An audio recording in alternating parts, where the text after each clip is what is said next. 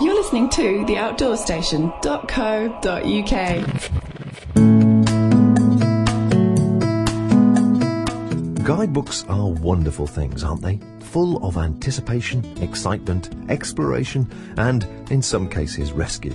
They whet our appetites for our future adventures and hopefully solve problems long before they've had chance to occur during our trip, no matter the distance. Cicerone Books is based in Cumbria and is one of the best-known publishers of destination guides for exploring the hills, mountains and countryside of Britain, Europe and the world. Dedicated to walkers, trekkers, mountaineers, climbers and cyclists. With over 260 titles in their portfolio, one could easily fall into the trap of thinking they're a large detached organisation. But in fact, nothing could be further from the truth. In the last 38 years, Cicerone has developed a following almost bordering on the biblical for many readers. A small friendly company of only 6 people, passionate about their work, diligent about their content, and more importantly, approachable and knowledgeable about the outdoor world. So to find out where and how a guidebook starts in life, I took a trip to the sleepy village of Milnthorpe, right on the edge of the Lake District, to discover more about the journey a guidebook takes. And where better to start than with the owner, Jonathan Williams. All books must start with a dream, somebody's idea that they want to really communicate their love of an area, of a mountain range or a particular route. In the form of a book, and bringing a guide together, and authors come to us with ideas. Existing authors, we have an informal dialogue with that's going on most of the time, and we have our own ideas as the sort of things that we'd like to be doing as well. So when a new author or a new potential author comes to you, then do you sometimes have to temper their ambitions with actually their realistic ability? Oh yes. We have an analogy here of making a book is a little bit like having a baby, because it's great fun in the heat of the moment when you can conceive it, like it is, and then you've got to live with the consequences. And then you've got to live with the yes. First of all, you have a 9-month pregnancy, and then you have a birth, and then you have to rear it. And as our authors will tell you, they never leave home. Oh, absolutely. Well, I understand it's a 9-month process from start to finish, from the idea, from the first phone call potentially to the actual book being on somebody's shelf. Is that right? No, it would be about 9 months from us bringing it in-house. Right. And then going through our process of making it. The time before could be, anything from 1 to 2 or sometimes even longer, years. And does it take very long to actually have that that spark confirmed? You go, yes, I'm going to put this on the list. This is one I want to see coming through. We get a lot of proposals in here. Some are absolutely fantastic, and we pick them up and run with them immediately. But a great many we need to sit down and think about, and how can we take this great idea and actually make it work as a guidebook? Now, the Cicerone's got a great feeling to the guidebooks to enhancing the trips and the walks that people might be doing. And I noticed that the age range of the authors is starting to widen now. You're starting to get a few younger authors coming through as well, which must bring in sort of an extra spin to things. Yeah, that's nice to see. They all seem to live in Edinburgh as well, very curiously. So, I mean, we've been on the lookout for more younger authors to bring them on, and then that's going well. Excellent. But some people just love a particular area and they want to write their one book, and we help them to do that. And some want to develop a life as an outdoor writer, in which books are a part of it, and they may be writing several. So it's a combination of the two. Okay, and so when you've got your initial proposal sort of agreed, and you like the idea and you run with it, do you just then pass it over to Leslie and Sarah, and they then start developing the feel and the look of it, or do you sort of have further negotiations just to make sure that the author's got it exactly as you want it, so it fits in with the portfolio? We put a lot of effort in up front to ensuring that the project is conceived as well as it can possibly be conceived, both in terms of the subject matter of the book, the precise boundaries, the mountain area that we're dealing with, the trek that we're dealing with, And also in terms of the detail and content. Is the author the right person to do this? Are they a real authority on it? How's their writing? How's their photography? And how's their maps? Because it's a real multi-skilled job, is bringing a guidebook together. And then the culmination of that process is a boring thing called a synopsis. And perhaps slightly less boring from an author's point of view, a contract. And that comes together over a period that might be a couple of months of toing and froing and ensuring that we've got the idea buttoned down. During that period, we will be discussing, the market for the book, who's likely to want it. But very often our decisions aren't commercially driven at all. Very often, and it's part of Cicerone's reason for existing, I guess, is that we have to take people to new places. That's what Cicerone was put on this earth to do. There is no way you can go and research whether there will be a successful guidebook to the Sibillini National Park or to Montenegro. We tend to judge it by the quality of the mountains.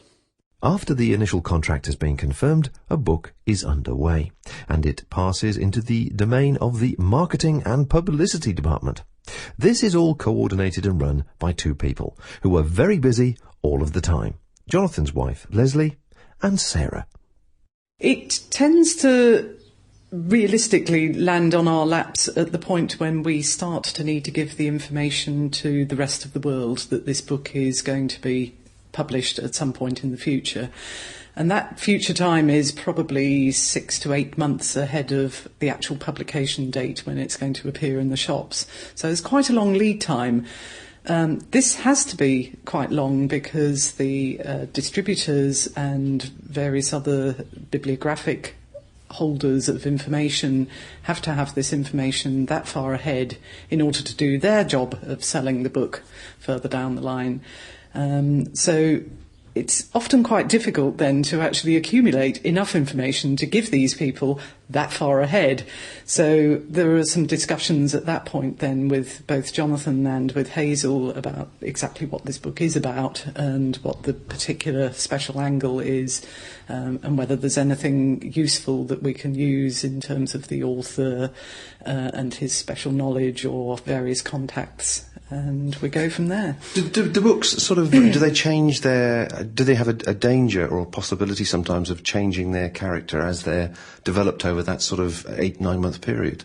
No, I think the character of the book itself is reasonably set. That tends to be in the sort of formulation process that Jonathan guides the author if the author needs any guidance in terms of how this book is actually going to feel. The feel of the book, yes, yeah. And to exactly what type of walker or scrambler or climber or whatever it's actually really going to be speaking to. So the character is probably reasonably set. It's up to us to understand that and to then make sure that it gets to in the hands and in the thoughts and minds of the people who are best suited for that book. Yeah. Sarah, I presume it's fairly difficult to actually balance the character of the content of the book and the ethos behind the book, but also the character that's writing it, because a lot of your writers do have very, very much an individual themselves, and they do have their own personal style. So from a marketing point of view, presumably you're marketing the author as much as marketing the book and the combination of the two. Sometimes it's easy, when you've got a sort of a new Ronald book that has a quirky angle. Ronald is quite well known for his quirky writing, so sometimes that can be easy. And, we've got a lot of well-known authors. It's when we've got some of the newer authors, it's trying to find that angle and find sort of delve into the background of the author, whether they've got an interesting story or background. So that sometimes takes a little bit longer, and just finding that angle to get out and tell people. So, practically, what do you do? Do they come and see you? Do you go and see them and sort of spend some time with them to sort of unlock the door and find the interesting angle, the story about them? Strangely, it's not very often we actually meet the authors. Really? We tend to sort of meet up with a few of them at things like outdoor shows and festivals and things like that. but there's a majority of Cicerone authors that I've never met.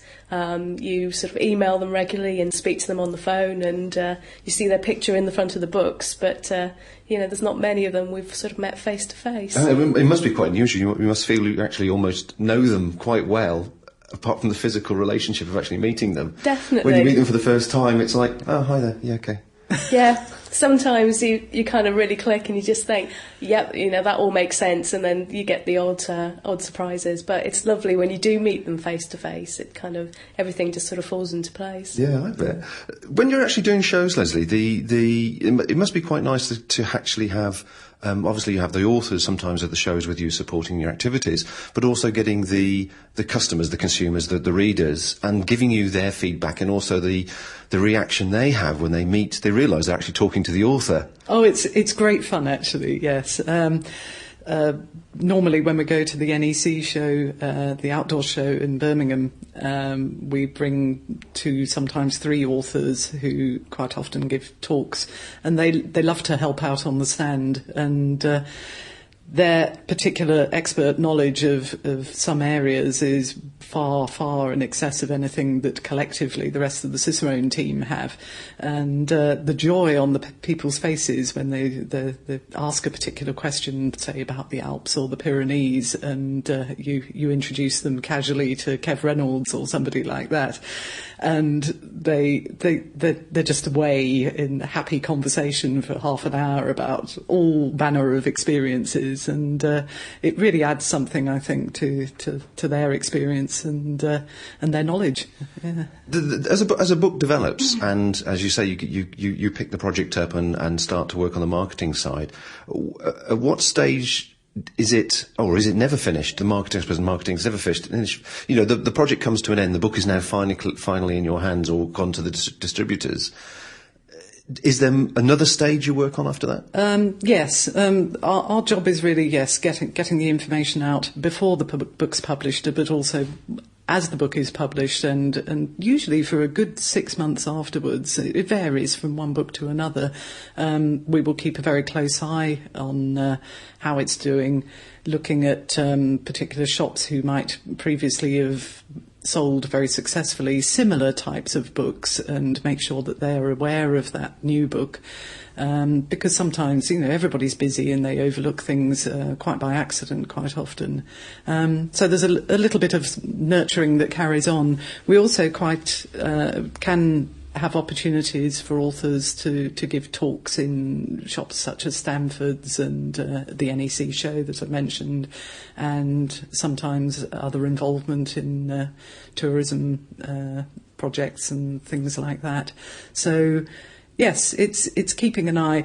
As time goes on, then these new books become part of the overall Cicerone range, and therefore they're looked after, but on a sort of collective basis quite often, or will have the opportunity of being promoted with a number of other similar ones. A new Scottish title will then have the opportunity of being promoted along with another 35 Scottish titles, and so it goes on. They just become part of the Cicerone family of books. And just like any family, there needs to be someone organising each book on a project-by-project basis. While Leslie and Sarah deal with the marketing of the final product long before it actually exists, someone needs to be advising the author, holding their hand and pulling in all the component parts together to arrive in the production office all at the same time. And that very organised person is Hazel. Well, we have some author guidelines that we've prepared so that authors can deliver information to us in the way that we want it. It's obviously got to be very neat and tidy and all very well organised, and with lists of information about what people are sending us. There are quite a lot of processes involved, and that starts off with us checking through everything to see everything's there, having a look at what we've got to make sure that the photos are good quality, that we've got what we want in the manuscript and so on. And then after that, it will get sent off to a copy editor to copy edit. Now, you're an editor. Yes. But the copy editor specifically looks at the words. That's right, yes. I'm more of a manager, a sort of project manager, really. So I don't actually edit word for word. That's sent out of house to freelance editors to do that. We've got 3 at the moment who've been working for us for quite a while, some of them, and so they know the books very well, and they're used to dealing with them, so they will copy edit it for us. And of course they'll have the maps. We have to look at those. When they come back, the maps have to be drawn up, and then the photos have to be chosen and scanned. The author has to check everything, and then we start to do the layout. Once the layout's done, the author has to check it all again. We send them proofs of the book.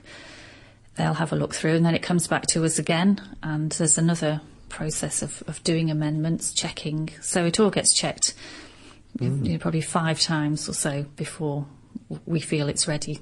I would have just thought that an author will know what he or she is writing about, and where they've been, and they'll have an emotional relationship with that area or that trip. From a technical point of view, I can see how you say you're overseeing the project from the practical aspect of it's arrived and getting it out to print. But somewhere along that line, presumably the copy editor you're going to say, but somewhere along that line, somebody has to read it from the point of being a complete novice. Who's that? Well, when it first comes in, either Jonathan or I will read a lot of the book through just to make sure that it really works, that it's all hanging together and that it makes sense.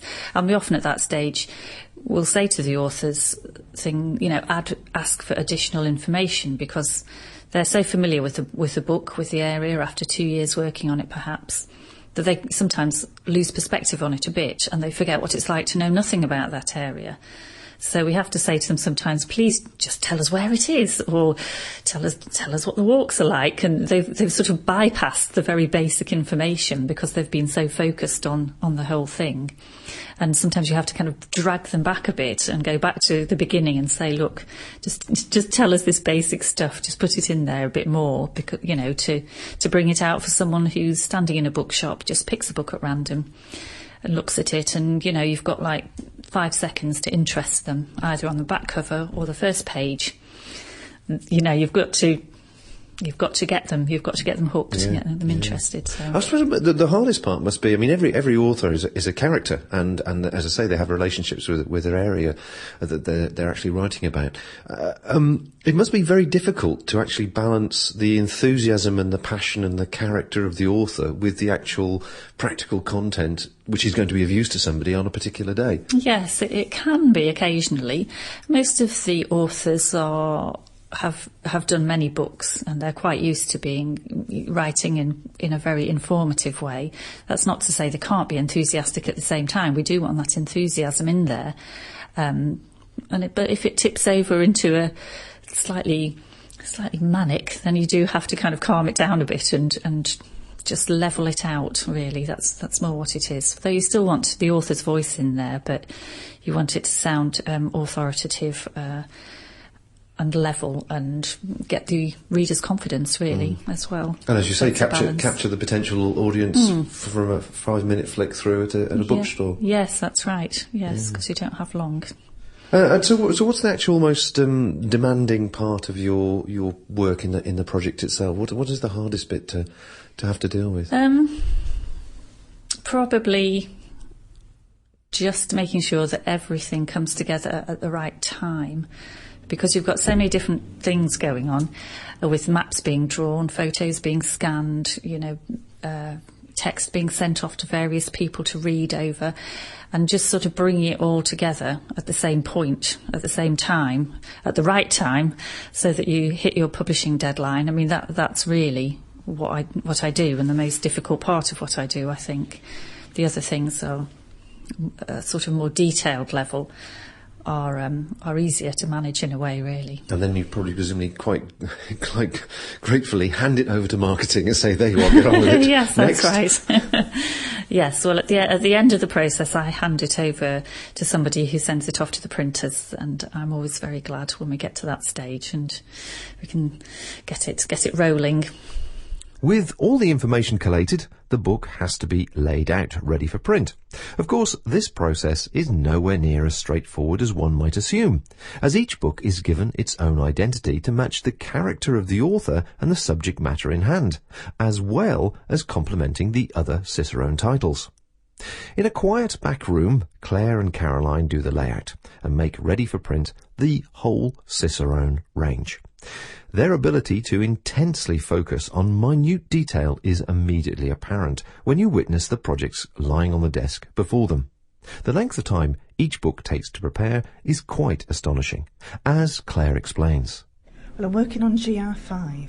GR5. Now, is this a Paddy Dillon book, is it? It is, yes. Now, you were just telling me a few moments ago that Paddy Dillon said he takes about 4 weeks to walk the GR5. Is that right? That's right, yes. And how long does it take you to put the book together? Well, this one's taken rather a long time, longer than Paddy Dillon's walk.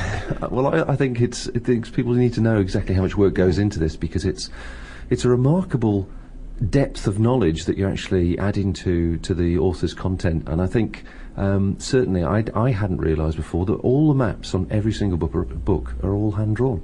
They are, yes. They take quite a lot of time to do, but they're very enjoyable, and depending on what we're supplied, that kind of dictates the time that they're taken to do, really. Yeah. So for an author or anybody might be listening to this thinking, right, I quite fancy being an author. What sort of quality map would you like somebody to supply you with? I mean, obviously a rough sketch is pretty hard work for you, is it? It certainly is. If somebody wanted to supply maps to us, they would need to contact us, and we would gladly send them out some guidelines to help them out, which saves them time and us, really. Well, it was 260, almost 300 books now in the range. Mm-hmm. You guys must be as busy as anything in here. We are. Yeah, we don't have a lot of time to stop and talk, really. No, we are kept very busy, which is good, because your day goes very quickly. Yeah, absolutely. Now, we were just talking a few moments ago, as I say, and you were telling me about the National Trails book as being particularly your baby, and I just want to congratulate you on that, because it's a wonderful book, not only content from the author's point of view, but it's such a pleasure to read. Oh, thank you, that's really nice. But how did you approach that and sort of give it a fresh edge? Well, I wanted to, personally what I did was I went round other bookshops, saw things that I liked, and basically, obviously you can't steal ideas so much, but it certainly opens your mind up to thinking differently. And although we needed to kind of keep the book itself in the style of Cicerone, I wanted to just give it that extra edge and try and make it look very special. Yeah, and that's what the whole process takes. The sort of 8-9 months, is it? Yes, something like that. That one took quite a while, really, you know, but it was thoroughly enjoyable to do. Well, you must be pleased with the success of it, because I understand it's been a very, very popular book from the word go. I am. I love it. So have you got another one sort of like that in your timetable you're going to be looking at doing? Well, yeah, I do indeed. I have a cookery book coming up, which I'm quite excited about. So I'm looking forward to getting some details for that, and I can try and plan to do some designs for it, really. Fantastic. The actual this part of the work that you're doing now on the GR5, shall we say, which is probably going to be about the same size as a typical Cicerone guidebook. Is that right? That's correct. How long is it actually in front of you on screen, as it were, that you're working on it? Well, I would have to say probably about 2 weeks. Right. 2 weeks for this one. Yeah. It's on target, so with any luck, it should be out quite soon. Fantastic. Well, I'm going to have a quick word with Caroline. Thank you very much, Claire. Thank you.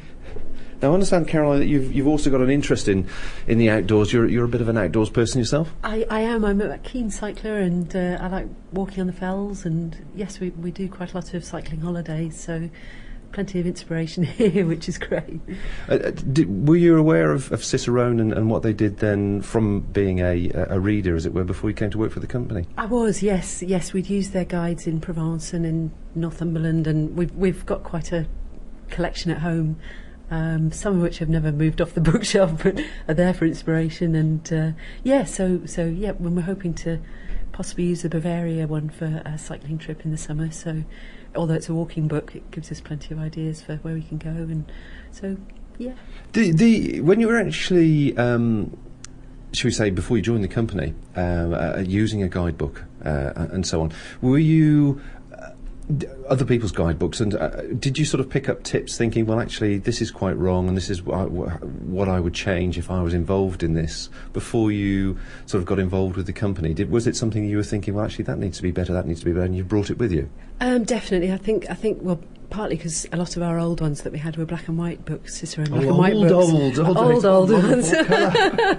So I guess the main thing was introducing colour and colour maps and just the information they can give people when you obviously use them with a proper map as well, but the kind of ideas of how the land lies and navigating, it's just everything. The whole experience is so much better with colour involved. So yeah, I was delighted to see the newer kind of styles that we're using here, and just have the chance to use colour and photos, and it just enhances the whole kind of experience of using a guidebook. So yeah. Presumably, I mean, I know there's with all sort of production, there's a timetable. You know, there's a project coming through, and it presumably arrives with you after it's been with Hazel, and it's being sort of corrected from a technical and verbal point of view. Mm-hmm. But do you find yourself sometimes reading the content and going, oh, actually, I quite fancy visiting that, looks quite interesting? Oh, definitely, yes, and looking at the photos and the maps, and yeah, I mean, I'm just trying to think of an example. I've just been working on Mark Richards' Great Mountain Days book, which is 50 classic walks in the lakes, and I've walked quite a bit in the fells, but there are loads that Mark's, come up with that you think, wow, yeah, that's a great place to go at the weekend. And so, yes, and I've been doing the reprints, looking at a lot of the older books. There's so much inspiration there. It's too much to do in a lifetime, really, but you can dream. Has technology moved on? I mean, even in recent years now, obviously, desktop publishing has moved into a completely new area, and digital printing is the next thing, and so on. Do you find yourself struggling to just keep abreast of the processes so that it makes things easier for you in the creative department here before it goes out to printing? Yes, I mean, it is an ongoing learning curve, really, and I mean, in a way, it's fantastic now that we can do so much more in-house, and we can upload a whole book to a printer within a matter of hours. But yes, I mean, the ongoing training is really important. The basics of printing is still the same, but the kind of computer-to-plate technology makes everything just so much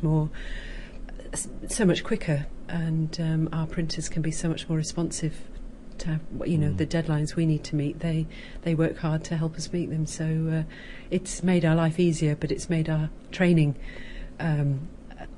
tougher, I guess, in that we have to keep at it regularly. It's continuous, isn't it? It is continuous, and I mean, Jonathan's very good at sending us on courses. So we had an Illustrator and a Photoshop course last year, and we're working towards moving up to Quark 7. And yeah, there's always lots to do, lots to learn. Do you find, as anybody is in production, whether it's sort of a physical production of a product as well as a sort of book, which obviously is also a product, but I mean, sort of engineering type product, you get to a point of when it's delivered, and there's that moment where your heart just goes to your mouth. You just go, I'll just quickly check through this, make sure the colours are okay and the pagination's right. Yes. And we've just pressed the button for, as I say, Mark's Great Mountain Days book today, and it's that kind of, oh goodness, it's going off, and that's it. The moment of no return. Yes, the point of no return. But yes, it is always a bit of a heart stopper when it comes back, and a phew moment when you kind of look through and everything's okay. So, yeah. But generally, touch wood, everything kind of goes pretty smoothly. Mark Richards, author of Hadrian's Wallpath and White Peak Walks, to name but a few, feels that the Cicerone team have created a supportive and caring environment in which budding authors can flourish. It's grown into a wonderful family, and I'm thrilled when Jonathan asked me, could he take over Fell Ranger? It gave me a wonderful warm feeling. Jonathan has mellowed into becoming the owner of this publishing enterprise. It's an institution now, and it represents you just have to mention the name Cicerone anywhere to anybody, and it means the magic of the outdoors and guidebooks that you can rely on and get inspiration from. They are now a part of the whole magic of walking in the world, because it's not just Britain.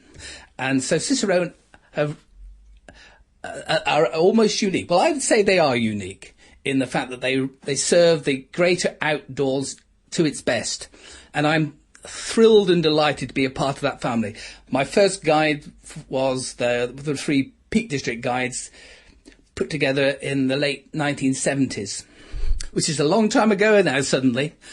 Because I was farming until I was 50, as it were, 40 and so forth, I didn't produce a huge number of books until suddenly now, I've got to a point now where I'm in my 50s, I'm suddenly producing a wonderful gallery of books for Cicerone. It's wonderful. In fact, we're going to put together a book, The Spirit of Hadrian's Wall, a bumper picture book on the wall, to be a little bit of a contrast with doing a precise guidebook.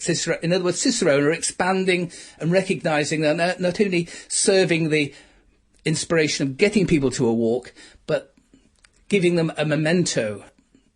Of course, with the volume of new books being published and the updating of reprints, it falls back once again to Sarah and Leslie to manage stocks, handle publicity in all its forms, in the press, and outdoor media, on the website and so on. And all of a sudden, one starts to get a picture of just how busy this office can get at times. It definitely keeps us on our toes. I bet. There are times when we've got lots of books being published and there's books arriving in the warehouse left, right and centre, and at times it can be fairly fun, fairly chaotic, but no, it's great. Is there a sort of, does it have a season through the year? Is there a busy time when the sort of the books are being produced, or is it an ongoing thing all the way through the year? We definitely have sort of peak times, and we also look at the title that we're going to be publishing and thinking, when would be a good time in that season to publish that guidebook. So we do try and sort of carefully think about when we're going to launch a specific title or specific region. So we do put some thought into that. Yeah. And what about, obviously not only covering the UK now, but you're going further afield. The marketing of books in foreign countries, is that opening up a whole new range of, challenges and problems? Definitely. We've had some interesting situations, like how do we get books into a bookshop in Bhutan? So it's kind of working out not the logistical nightmare of getting books halfway around the world, but it's good fun. Yeah. Well, you're working in a beautiful village here up in the lakes. It's quaint and attractive, and I'm sure very, very busy during the summertime. Do you sometimes sort of kick yourself and you look at the range of the books you've got there and the range of the world that you actually are covering and thinking, here we are, we're just in a small office here, a range of offices here in a little village in the lakes, nobody knows where we are, and look at the world, we're conquering the world. We sometimes wonder what people imagine when they're imagining, if they ever do, what the Cicerone office might look like, and whether they imagine a large ivory tower or a tiny cottage, which is more or less where we are.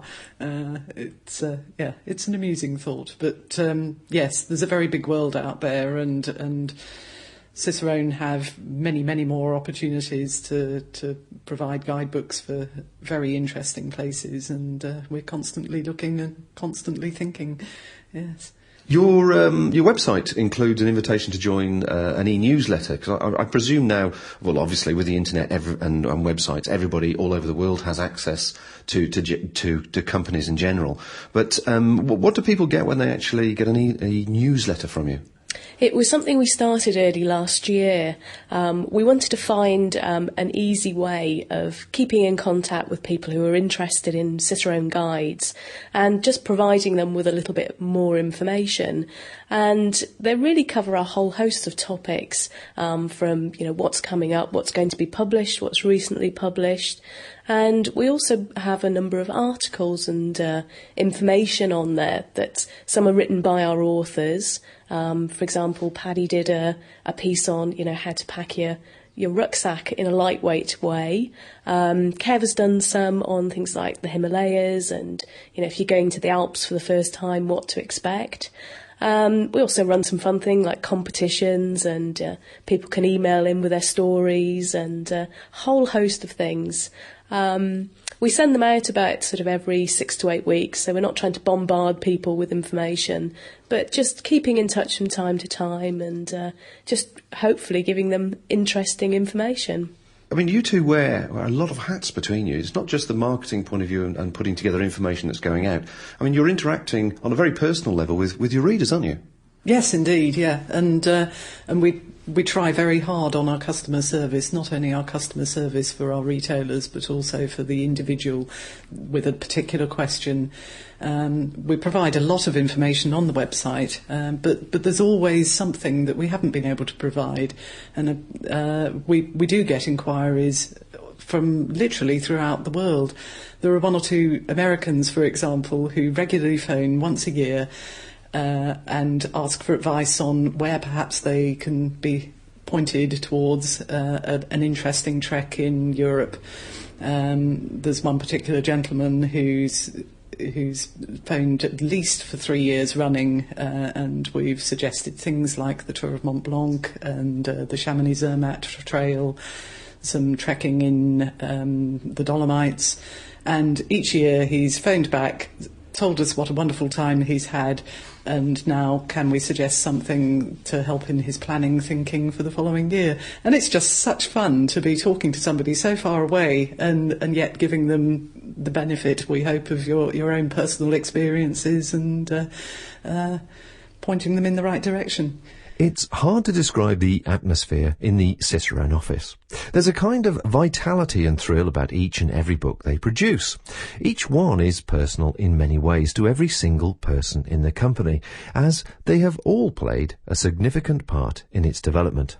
But on top of that, they also have a deep love and respect for the subject matter, which combines with their own emotive relationship with the outdoor world.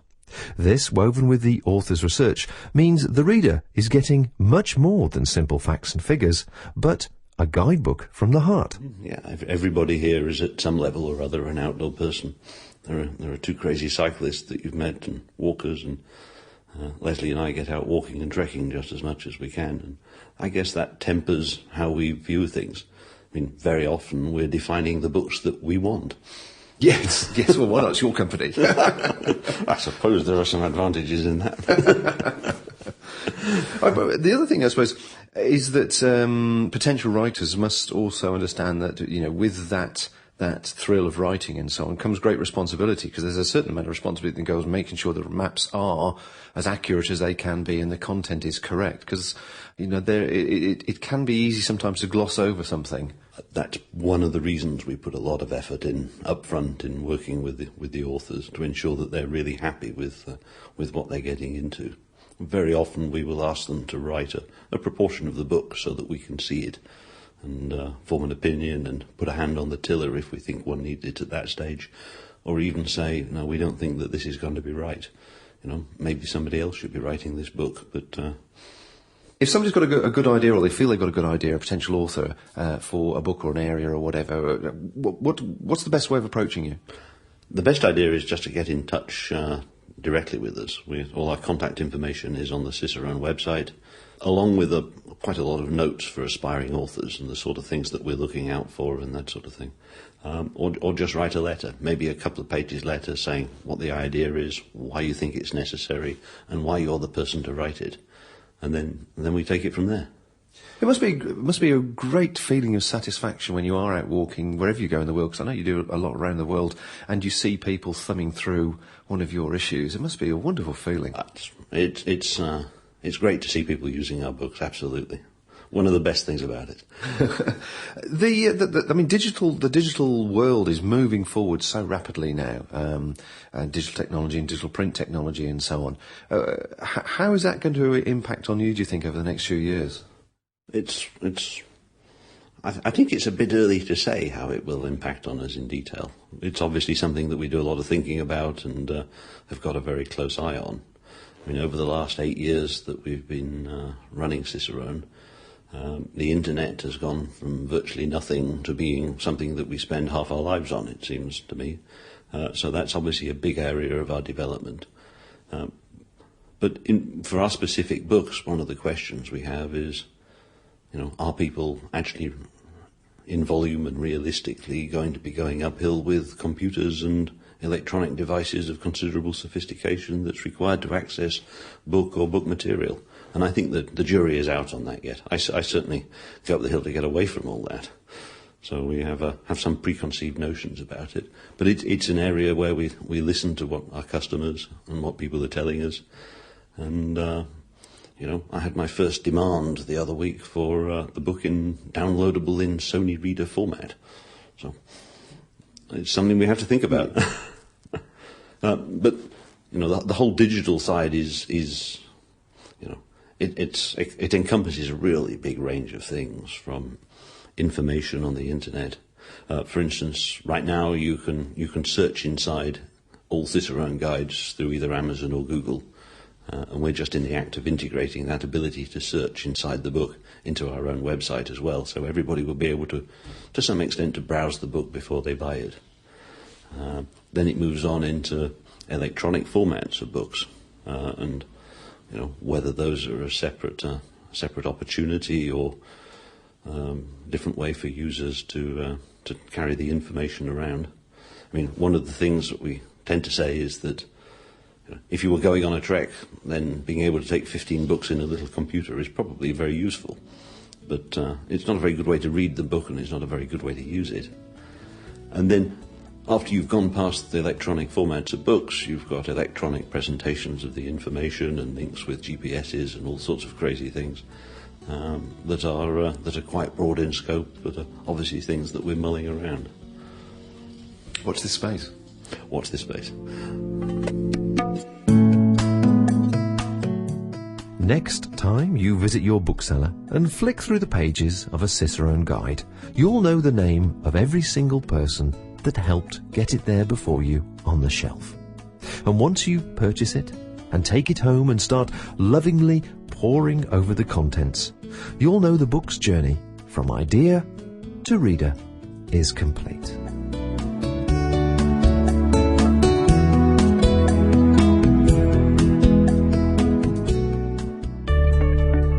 This sponsored programme is produced and hosted by theoutdoorstation.co.uk.